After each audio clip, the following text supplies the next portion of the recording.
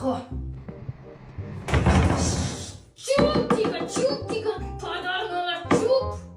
الو نجار کمک کن بیا دیگه.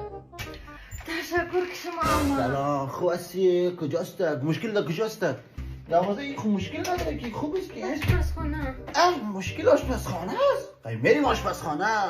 درو اونجا بگو مشکل چی است؟ هر وقت که اتوبوس میاد اینجوری جور میکنه. خب تو باشی حتما اینجا واشالش شل شده. نه الان اتوبوس میاد. اتوبوس دیگه میتونم کم بیاد دیگه. 1 2 3 شما بشینین اینجا. هر وقت که اتوبوس میاد شما دیدین در کجا مشکل هست. اینجا باشه صبر کنین. خب اتوبوس میاد. سلام جیگر خوبی؟ اوف یقدر گوش نشده با خدا که چی جور بیا خب بیا. کی هست؟ تو اینه چی گو میخوری؟ با جان مادر اگر تو رو بگم که من اینجا منتظر اتوبوس هستم باور میکنی؟